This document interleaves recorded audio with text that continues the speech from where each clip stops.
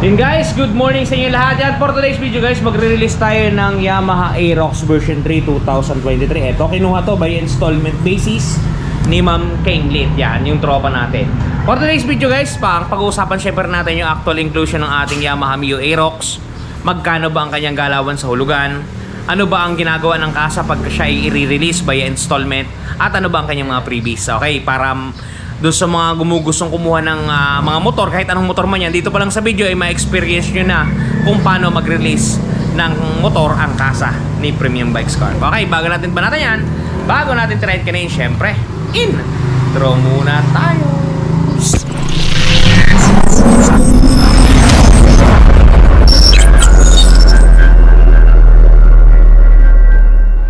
Without further ado, kinukuha na ni Miller Joy at ni Joven Pesta yung ating unit na i-release sa bodega. Alright. And guys, nilabas na ni Miller yung ating for-release. Yan.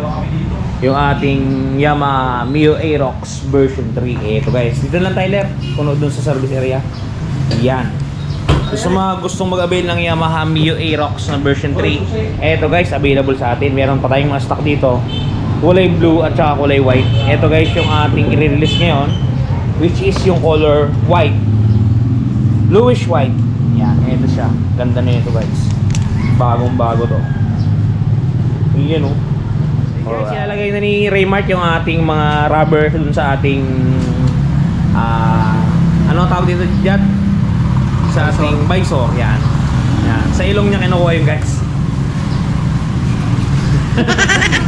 Yan. Yan guys yung mga ano natin, yung ating mga rubber para mailagay yung ating visor. Ito guys yung ating baterya. Sorry, battery. Yan. Malaki to guys oh. Tatak niyan Yuasa. Malaki to, mas malaki pa doon sa baterya ng Click na. Parehas lang. Parehas lang pala. Tapos ito yung mga kasama niya, yung takip sa baterya. Yan. Tapos ito yung goma niyan, nilagay dito. Tapos side mirror guys, ito, at saka owner's manual. Mamaya makikita niya yan. Alright. So, visor. Ito yung visor nga pala natin guys, ilalagay ni Raymart Alarcon Rodriguez, ABS-CBN News.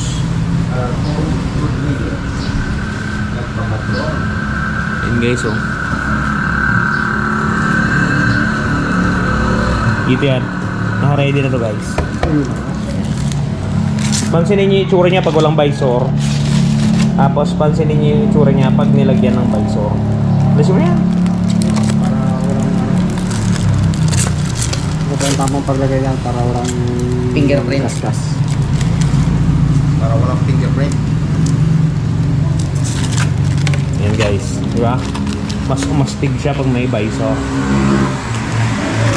Guys, bali na install na nila yung mga accessories natin. Tapos, ito, nalagay na rin yung battery. Ito yung itsura ng panel board natin pag binuhay. Yan guys, ang ganda na, di ba? Ulitin ka, patayin ko ulit. Ito yung itsura ng kanyang panel board. Yan. Alright. Yan. Ganda. Isa pa. Ito yung itsura ng panel board niya. Good item. Masasabi mo dyan sa kanyang panel board. Ayos. Ayos daw. Ito nga pala guys yung pang previous natin na helmet. Pero akong nag-iisa dito na sample para makita nyo lang. Yan. Ito yung amin nga palang mounting storage. Ito yung ating pang previous na helmet. Pakita ko lang sa inyo para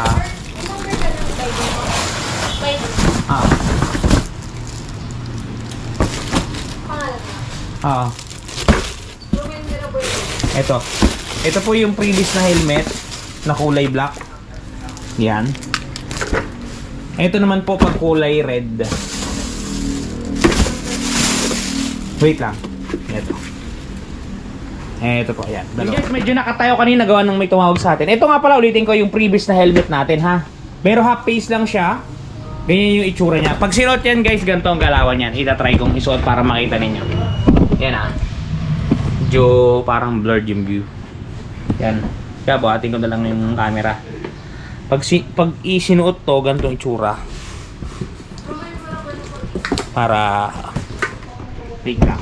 Para makita nyo, yung lapat niya. Yan guys, previous siya na, kaya yung galawan. Hindi siya full face, half face lang siya. Medyo big head tayo guys ha, medyo matalino kasi tayo. Yan yung galawan. Alright, back to you kabayan! And guys, balik na tayo sa Aerox natin. Ito nga pala guys, yung ating kasama dito na taga-dokumento. Yan, si Miller Joy. At yun ang ating mekaniko. May kinakausap siyang customer na magpapa service. At ito naman, in-stencil na ni Raymark yung ating unit. Andito nga pala yung kanyang chassis number at saka yung engine number niya ay nasa ilalim. Diyan banda. Kita niyo ba? Ayan. Ayan.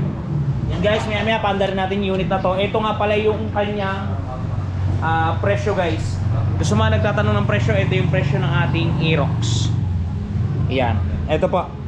Ito po ang kanyang suggested retail price, 125,900 pesos. Ang down payment po natin, 12,590. 10% po ng suggested retail price. Wala na pong ads yan guys. Yan na po yun, 12,590. Wala nang additional. Yan na po. Yan na ilalabas niyo. Pag nagbayad po kayo ng down payment na ganyan, na magiging monthly po ninyo sa looban ng isang taon, ito guys ang 1 year, 12,472. Pag 2 taon naman po, 7,458. Ang ma-rebates natin guys, ito. So 1 year, 500. Sa 2 years, 600. Sa 3 years, 700 pesos. At pagka 3 taon guys, ito. 3 years, 5,846. Ito guys, yung magiging monthly natin sa 3 taong paghuhulog. Yan guys, screenshot nyo. Presyo ng Yamaha Aerox version 3 2026. Yan guys, hintayin lang natin yung bumili ng gasolina para may parinig ko sa inyo yung galawan ng ating Yamaha Mio Aerox 2020. Guys, nandito tayo sa harap ng tindahan natin. Yan. May mga nagtatanong dyan, Sir Ron, abot ba ng 5'5", 5'6", 5'7" yung motor na yan? Ito guys, 5'6" yung aking height. Tingnan nyo guys. Guys, pasuyo nga, videohan nyo ako para maipakita natin. So guys, 5'6" ang height. Yan. Videohan mo ako, Jobs, abot ko. Yan guys, tiptoe, nakatingka yan. Hindi siya flat-footed na gano'n. Yan o, 5'6". Tapos ang timbang ko ay 84. Tingnan nyo kung bagay sa katawan ko dito ka Jobs.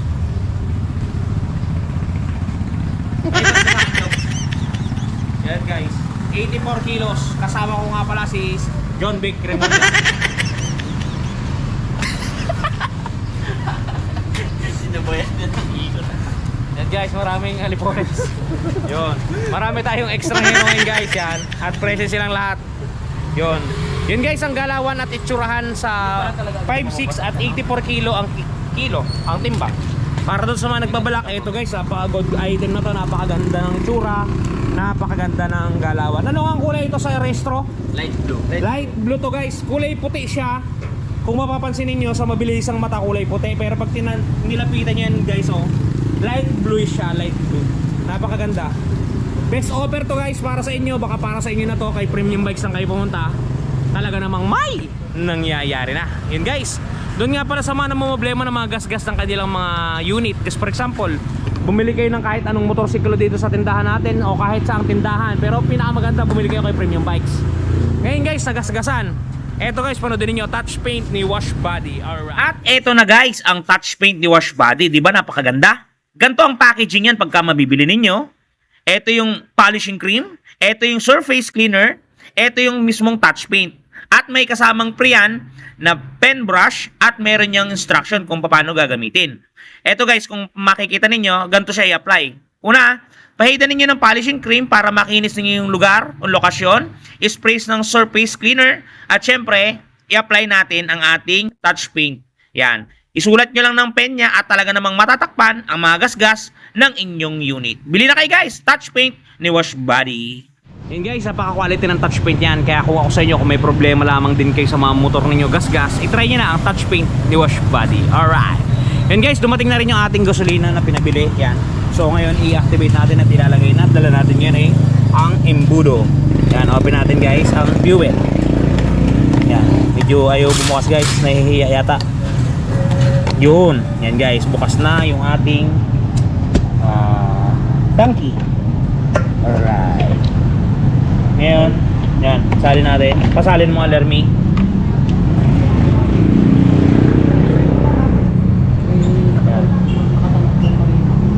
Yan. Yung guys, so dalawang mukha niya, oh, astig. Nagre-reflect sa salamin. Ibig sabihin, totoo siyang tao, guys. Ayun. Bali nilalagay na ngayon yung ating gasolina. At yaman din lamang na nandyan yan. Dermy. Pahawak. At i-start natin guys para maiparnig ko sa inyo yung galawan ng ating Aerox B3. Yun guys, start natin. Mapansin nyo, naka-on na yung ating panel board. Start natin. Yun guys, one click lang. Yun, one click lang. RPM niya po pala itong sa gilid. Yan kung mapapansin ninyo. Hindi kasi makita sa video guys, sobrang liwanag eh. Pero may para siyang sipa-sipa dyan. Yan ang mapapansin nyo. RPM siya. Tapos yung ating gasoline gauge dito, andito yung speedometer natin. And tapos naka hazard tayo, patay natin. Busina na ito guys. Tapos meron tayong signal light din eh. High, low, tapos yung menu. Sa kabila, hazard, tsaka yung electric starter. Yan guys, yung andar niya, pakinggan nyo. Maandar na po yan, napakatahimik lang talaga. Pakinggan nyo guys. Yan o. Sobrang suabe ng engine ng Aerox. Talaga namang may nangyayari na. Ayan guys, ang ganda. So, sa mga gustong kumuha po ng motorsiklo, baka ito na guys yung pagkakataon at ito na yung panahon nang mapanood mo ang video na to. Baka dito ka na magkakaroon ng Aerox o kahit na anong motor. Punta ka lang sa pinakamalapit na Premium Bikes Corporation. Talaga namang buhay na buhay, gigil na gigil at galit na galit. And guys, yun lang ang mga galawan pagre-release ng ating brand new installment. Yan. Yung mamaya kasing pagdating ng client, pipirma na lang siya ng mga ng loan contract. Okay guys, sana natuwa kayo at nalibang. Hanggang dito lang po ang ating video. Paalam, kita-kits po tayo sa iba pa ring araw. Sa mga hindi pa po nakapag-subscribe, makikisuyo po, pa-subscribe naman. Marami pong salamat sa inyong lahat. Bye-bye!